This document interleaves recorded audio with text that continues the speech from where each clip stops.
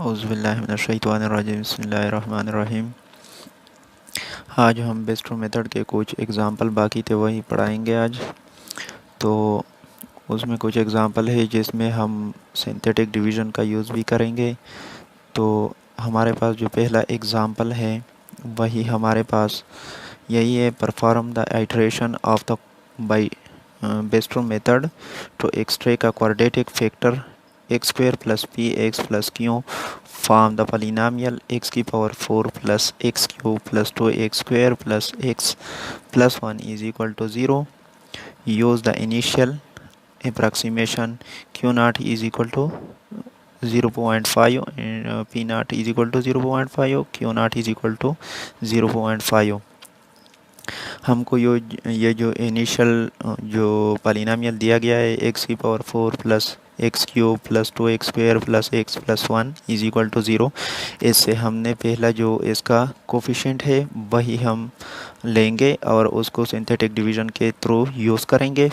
उससे हमारे पास जो आइट्रेशन आता है उसमें पी नाट और क्यू नाट की वैल्यू जो है वो यूज़ करके हमारे पास क्वाड्रेटिक इक्वेशन यानी इसी तरह क्वाड्रेटिक इक्वेशन हमारे पास आएगा। तो उसको हम इस पॉलिनॉमियल के ज़रिए से फाइंड करते हैं। एक्स की power 4 plus x cube plus 2x square plus x plus 1 is equal to 0। अगर हम इसको देखें तो इसका कोफिशिएंट जो है ये 1 है। एक्स की पावर क्यूब का जो कोफिशिएंट है वो भी 1 है। 2x स्क्वायर का जो कोफिशिएंट है वो 2 है और x का जो है वो 1 है और 1 होत कांस्टेंट है। तो ये हम सारा लेंगे और इसको सिंथेटिक डिवीज़न के थ्रू यूज़ करेंगे। तो फर्स्ट स्टार्ट करेंगे सोल्यूशन। Start with p naught is equal to 0.5, q naught is equal to 0.5, then that is the initial condition of the equation। so we start by this equation। x की power 4 का जो coefficient है वो भी 1 है।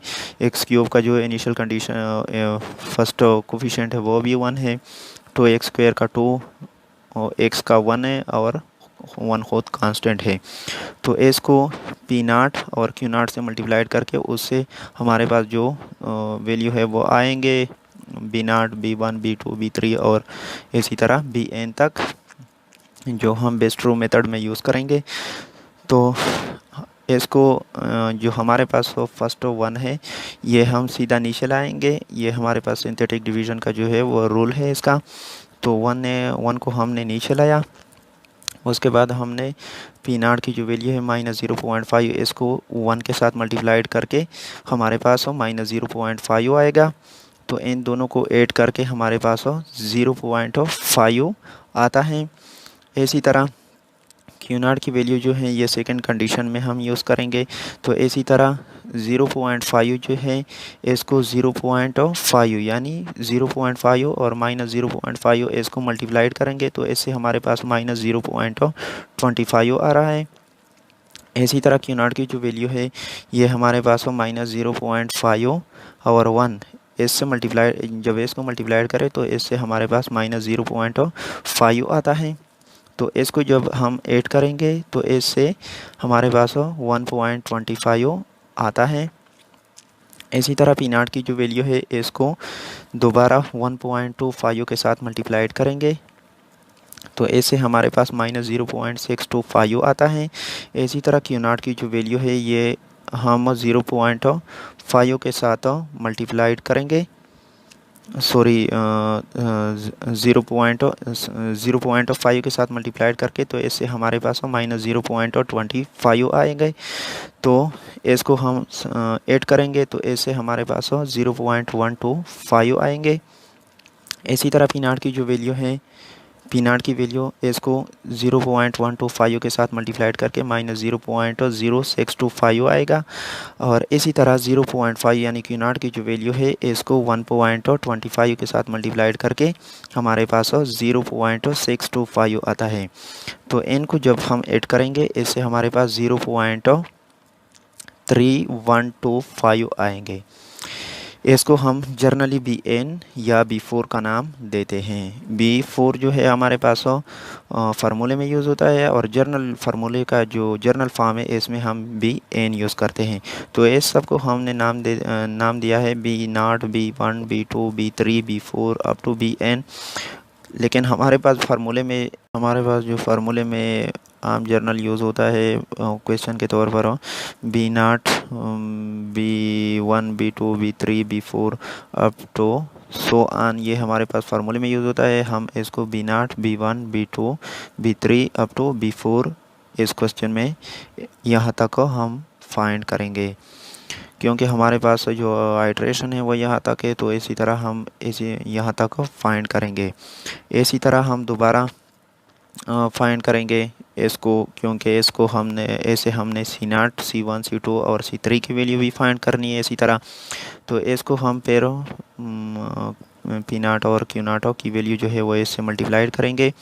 तो इससे हमारे पास यानी पी नॉट की जो वैल्यू है इसको हम पहले हम जो वन हमारे पास आ रहा है पी नॉट की वैल्यू, इसको हम सीधा नीचे लाएंगे, और दोबारा इसको हम जो पी नॉट की वैल्यू है -0.5, इसको हम एस वन के साथ मल्टीप्लाइड करेंगे। तो एस वन के साथ जो -0.5 और 1 मल्टीप्लाइड करेंगे तो इससे हमारे पास -0.5 आएगा। तो इसको जब हम ऐड करेंगे तो इससे हमारे पास 0.0 आएगा, क्योंकि हमारे पास एक पॉजिटिव 0.5 और दूसरा नेगेटिव 0.5। जब हम इसे को ऐड करेंगे तो इससे हमारे पास 0.0 आएंगे। इसी तरह हम 0.5 जो है -0.5 इसको दोबारा 0.0 के साथ मल्टीप्लाइड करेंगे तो इससे हमारे पास 0.0 आएगा। और क्यू नॉट की जो वैल्यू है वो हम 1 के साथ मल्टीप्लाइड करेंगे। जब हम 1 के साथ मल्टीप्लाइड करेंगे तो इससे हमारे पास -0.5 आएगा, और इन तीनों को हमने ऐड करना है, इससे हमारे पास 0.75 आया। इसी तरह पी नॉट की जो वैल्यू है दोबारा 0.75 के साथ मल्टीप्लाइड करेंगे तो इससे हमारे पास -0.375 आएगा। और क्यू नॉट की जो वैल्यू है वो हम 0.0 के साथ मल्टीप्लाइड करेंगे तो इससे हमारे पास 0.0 आ रहा है। तो इन तीनों को हमने ऐड करना है, इससे हमारे पास 0.25 आ गया। तो इसको हम जर्नल नाम देते हैं C nought, C one, C two, C three up to C N. यहाँ हमने बी एन लगाया है, लेकिन ये हमारे पास सी एन है। ओके, तो ये हमारे पास सी एन है जर्नल फॉर्म में जब हम इसको यूज़ करते हैं। Now we take Bairstow method and find the value of delta P naught and delta Q naught. Then delta P naught is equal to -B4 C1 minus B3 C2 by divided by C2 का square minus C1 into C3 minus B3। तो इसको हमने value देने हैं और इसे हम delta P naught की जो वैल्यू है वो फाइंड करना है। तो B4 की जो वैल्यू है वो हमारे पास क्या आ रहा है 0.3125, 0.3125 हम B4 की जगह पुट करेंगे। C1 की जगह हमने 0.0, तो ये टर्म जो है ये हमारे पास 0 हो जाएगा। माइनस B3 की जो वैल्यू है B3 की वैल्यू हमारे पास आ रही है 0.125, ये हमने B3 की जगह पुट की। और C2 की जगह हमने 0.75 पुट की। इसी तरह C2 का स्क्वायर मीन्स 0.75, इसका स्क्वायर लेना है 0.75 का माइनस C1 की वैल्यू जो हमारे पास आ रही है वो 0.0 है। और इसी तरह ये टर्म भी है जो आ रहा है वो भी ये भी 0 हो जाएगा। इसी तरह क्यू नॉट की जो वैल्यू है क्यू नॉट की वैल्यू भी इसी तरह आ रही है। क्यू नॉट की वैल्यू B3 है, फर्स्ट B3 की वैल्यू हमारे पास 0.125, ये हमने पुट किया। इसी तरह C3 की वैल्यू हमारे पास आ रही है 0.25 माइनस B3 की वैल्यू हमारे पास आ रही है 0.125, तो ये आ गए। माइनस B4 की जो वैल्यू है B4 की वैल्यू B4 की जो वैल्यू है हमारे पास 0.125, ये हमने B4 की जगह पुट की। तो इसी तरह हम B4 की जो वैल्यू है वो भी इसमें पुट करेंगे। B4 की वैल्यू जो हमारे पास आ रही है 0.3125 और C2 की जो वैल्यू हमारे पास आ रही है, C2 की वैल्यू हमारे पास इक्वल है 0.75। तो ये हम यहाँ पर पुट करेंगे। इसी तरह C2 का स्क्वायर हो यानी 0.75 का स्क्वायर हो माइनस C1 का वैल्यू 0 और इसी तरह इस टर्म, ये सारा जो टर्म हमारे पास आ रहा है ये सारा 0 हो जाएगा। तो हम फर्स्ट क्या फाइंड करते हैं, फर्स्ट हम डेल्टा पी नाट की वैल्यू फाइंड करेंगे। डेल्टा पी नाट से हमारे पास P1 की वैल्यू यानी जो फर्स्ट आइट्रेशन है वो हमारे पास फाइंड हो जाएगा। तो पी नाट की जो वैल्यू हमारे पास आ रही थी उसमें हम वैल्यू पुट करेंगे उसी तरह। तो जब हम इसमें हमने वैल्यू पुट की तो हमारे पास क्या आ गया, delta p naught is equal to 0.1667। ये हमारे पास डेल्टा पी नाट की जो वैल्यू हम फाइंड कर रहे थे वही हमारे पास आ गया।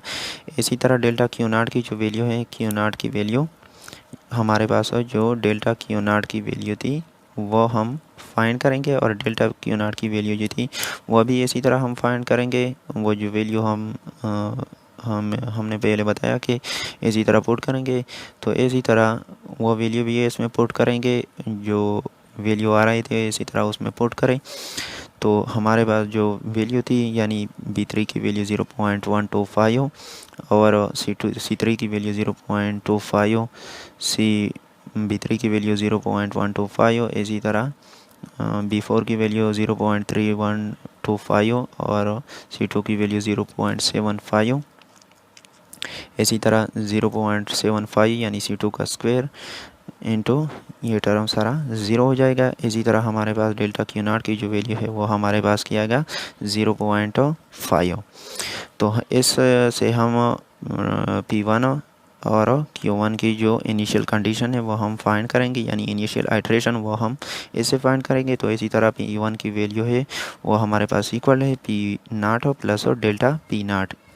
तो पी नाट की जो वैल्यू थी वो हमारे पास की आती है 0.5 और डेल्टा पी नाट की जो वैल्यू थी वो हमारे पास आ रही है 0.1667 यानी ये हमारे पास आ रही थी। तो ऐसे हमारे पास 0.667 ये अप्रॉक्सीमेटली हमारे पास इक्वल है 1 के। इसी तरह क्यू नाट की वैल्यू, Q1 की वैल्यू यानी फर्स्ट आइट्रेशन जो हमारे पास आ रही थी Q1 की वैल्यू हमारे पास इक्वल है क्यू नाट प्लस और डेल्टा क्यू नाट, ये हमारे पास इक्वल है। क्यू नाट की जो वैल्यू थी वो हमारे पास 0.5 और डेल्टा क्यू नाट की वैल्यू जो थी वो हमारे पास 0.5 है। इसको हम ऐड करेंगे तो ऐसे हमारे पास 1 आएगा। तो हमने ये जो एग्जैक्ट सॉल्यूशन था वही फाइंड करना था। Thus the exact value of P1 and Q1 are 1। जो हमारे पास P1 और Q1 की जो वैल्यू थी वो जो हमने फाइंड करना था इनिशियल कंडीशन वो हमारे पास 1 के इक्वल आ गए। ओके, यानी Q1 और P1। ओके, ये हमारे पास जो फर्स्ट एग्जांपल था ये।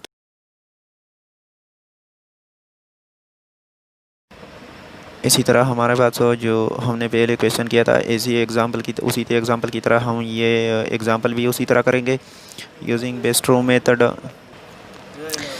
इसी तरह एग्जांपल भी हमारे पास यही आ रहा है, using Bairstow method to obtain the quadratic factor of the equation x cube plus -3x cube plus 20x square plus 44x plus 54 is equal to 0 with p and q is equal to 2 and 2। तो इसको हम पहले synthetic division के through use करेंगे। जो हमारे पास ये equation आ रहा है इस पे हम सिंथेटिक डिवीज़न यूज़ करेंगे। तो हमारे पास जो इनिशियल कंडीशन है पी नाट और क्यू नाट की वैल्यू हमारे पास है वो 2 और 2 आ रहा है। पहले क्वेश्चन में मैंने ये नहीं बताया कि पी नाट और क्यू नाट की वैल्यू जो नेगेटिव आ रही है वो क्यों आ रही है, क्योंकि मैंने पहले क्लास में आपको बताया था कि क्यू नाट और पी नाट की वैल्यू जो हमारे पास अगर पॉजिटिव आ रही है वो क्वाड्रेंट के थ्रू तो वह हमारे पास नेगेटिव साइन लेगा। अगर हमारे पास क्यू नाट और पी नाट की वैल्यू नेगेटिव हो तो वो पॉजिटिव क्वाड्रेंट लेगा। तो इसको हम सिंथेटिक डिवीज़न के थ्रू फाइंड करेंगे। इसी तरह हमारे पास जो कोफिशिएंट आ रही है x की पावर 4 का जो है वो 1 है -3x² का -3 है, इसी तरह इसका 20 है, इसका 44 और इसका 54 है। इसको हम बेस्टो मेथड के थ्रू फाइंड करेंगे। या इसी तरह भी हम, अगर पेपर में इसी तरह क्वेश्चन भी आ गया, apply Bairstow method to x⁴ - 3x³ plus 20x² plus 44 plus 54 is equal to 0 to find the quadratic factor close to x² plus 2x plus 2, find only one step।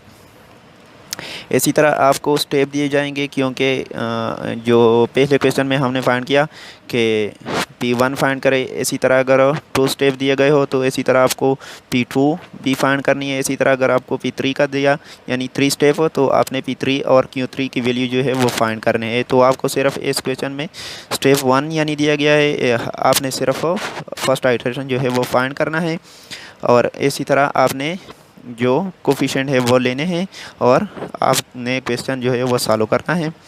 तो आपका जो क्वेश्चन है P(x) इज इक्वल टू, ये हमारे पास जो polynomial आ रहा था वो हमने लगाया, यानी पावर ऑफ x में हमने लगाया। इसी तरह हमारे पास जो जर्नल फॉर्म है इसका, वो हमारे पास हो a0 x⁴n plus a1 x⁴n - 1 plus dash up two plus a⁴n x⁴0 यानी x0। Now comparing a and b, अभी हमने कंपेयरिंग करना है a और b। एक जो हमारे पास a और b इक्वेशन आ रहा है इसका हमने कंपेयरिंग करना है। तो हमारे पास a0 की जो वैल्यू है वो हमारे पास 1 आ रहा है, यानी x⁴ की वैल्यू हमारे पास हो, कोफिशिएंट जो उसका है वो हमारे पास 1 आ रहा है। इसी तरह a1 जो हमारे पास आ रहा है ये हमारे पास -3 है। a2 की वैल्यू जो हमारे पास 20 है, इधर हमारे पास 20 आ रहा है। इसी तरह F44 और इसी तरह A4 की वैल्यू 54 एंड n हमारे पास क्या आएगा 4, यानी n हमारे पास हो x⁴ की जो वैल्यू है हमारे पास यही है। ठीक है, यानी हमारे पास हो जो उसका जो हमारे पास हो उसका पावर है वो हमारे पास 4 है। क्वाड्रेटिक फैक्टर हो x⁴2 प्लस 2x प्लस 2, ये जो हमारे पास आया था ये इक्वेशन हो, इस पे हमने सिर्फ क्वाड्रेटिक इक्वेशन जो हमारे पास आ रहा है वही हमने अप्लाई करना है ओनली। तो क्वाड्रेटिक इक्वेशन हमने सिर्फ अप्लाई किया उस पर, तो हमारे पास Q और P की वैल्यू जो उसकी प्लेस है वो हमने सिर्फ लेने हैं, यानी x² plus 2x plus 2 x² plus P(x) plus Q। P की जगह हमारे पास 2 है और Q की जगह हमारे पास 2 है, हमने सिर्फ उसका प्लेस लेना है। ये हमारे पास जो इक्वेशन उसने दिया है कि P और Q इज़ इक्वल टू 2 और 2, ये प्लेस सिर्फ उसमें हमने फाइंड करना है। ये प्लेस हमने लिया। In this we have only take the place of P and Q। तो हमारे पास स्टार्टिंग पॉइंट हमारे पास क्या है P0 और Q0 है। P0 और Q0 की वैल्यू हमारे पास 2 व 2 है और A0 की वैल्यू जो हमारे पास 1 है और B0 की वैल्यू जो हमारे पास आ रही है वो भी 1 है। We use the synthetic division scheme and calculate BIS from AIS। हमारे पास जो AI की वैल्यू है उससे हमने BI की वैल्यू फाइंड करना है और BI की वैल्यू से हमने CI की वैल्यू फाइंड करना है, जो हमारे पास नेक्स्ट क्वेश्चन में हमने पढ़ा। यानी ये हमारे पास AI की वैल्यू थी सारे, इससे हमने B0 B1 B2 B3 B4 की वैल्यू फाइंड की। इसी तरह B0 B1 B2 B3 की वैल्यू से हमने C0 C1 C2 C3 की वैल्यू फाइंड की। तो आइए चलते हैं क्वेश्चन की तरफ। क्वेश्चन की तरफ चलते हैं। तो इसी तरह ये हमने जो पढ़ा इसी तरह हम इसको फाइंड करेंगे। First we have find the value of delta P0 और delta Q0। P0 और Q0 की वैल्यू जो है वो हमने फाइंड करने। डेल्टा P0 हमारे पास इसके इक्वल है, यानी B4 minus C1 minus B3 C2 divide by C2 का square minus C1 into C3 minus B3। और Q0 की वैल्यू जो हमारे पास इक्वल है ये हमारे पास minus B3 into C3 minus B3 minus B4 C2 divide by C2 का square minus C1 into C3 minus B3। अभी हमने वो इक्वेशन लेना है, उसका जो कोफिशिएंट था वो हमने लिया 1 - 3 20 44 54। इसको हम फर्स्ट जो हमारे पास फर्स्ट इक्वेशन है वो हमने सीधा नीचे लाना है, क्योंकि हमारे पास सिंथेटिक डिवीज़न का यही रूल है। इसको हमने नीचे लाया और इसको पी नॉट की वैल्यू जो है इससे मल्टीप्लाइड करेंगे तो हमारे पास क्या आएगा -2। इसको जब हम ऐड करेंगे तो इससे हमारे पास -5 आएगा। दोबारा हम पी नॉट की वैल्यू से इसको मल्टीप्लाइड करेंगे तो हमारे पास क्या आएगा +10। और क्यू नॉट की जो वैल्यू -2 है इसको हम 1 के साथ मल्टीप्लाइड करेंगे तो हमारे पास -2 आएगा। इसको जब हम ऐड करेंगे तो इससे हमारे पास 28 आएगा। इसी तरह पी नॉट की जो वैल्यू है इसको हम दोबारा 28 के साथ मल्टीप्लाइड करेंगे तो इससे हमारे पास 56 आएगा। इसी तरह क्यू नॉट की जो वैल्यू है वो हम -5 के साथ मल्टीप्लाइड करेंगे तो इससे हमारे पास 10 आएगा। इसको हम जब ऐड करेंगे तो इससे हमारे पास माइनस तो उसी तरह जो हमारे पास आ रहा था फर्स्ट क्वेश्चन उसकी तरह हम उसको मल्टीप्लाइड करेंगे। वो सारा जो प्रोसेस हमने उसमें किया था उसी तरह सारा प्रोसेस उसी तरह हम करेंगे। तो उसके बाद हमने उसमें बेस्ट मेथड जो है वो भी यूज़ करना है and find the delta P not and Q not. P nought और क्यू नॉट की जो वैल्यू है वो हमने फाइंड करने हैं। डेल्टा पी नॉट हमारे पास इसके इक्वल है और डेल्टा पी नॉट में हमारे पास B4 की जो वैल्यू है वो हमारे पास क्या आ रही है 2 और C1 की जो वैल्यू है वो हमारे पास -7 के आ रही है। B3 की वैल्यू जो हमारे पास आ रही है -2 है वह हमने पुट किया। इसी तरह 40 हमारे पास C2 की वैल्यू जो है C2 की वैल्यू 40 है हमारे पास वो हमने पुट किया। इसी तरह 40 का स्क्वायर यानी C2 का स्क्वायर है -7 हमारे पास C1 की वैल्यू है। C1 की वैल्यू हमारे पास -7 है। इसी तरह C3 की वैल्यू हमारे पास -68 है वही भी हमने पुट किया।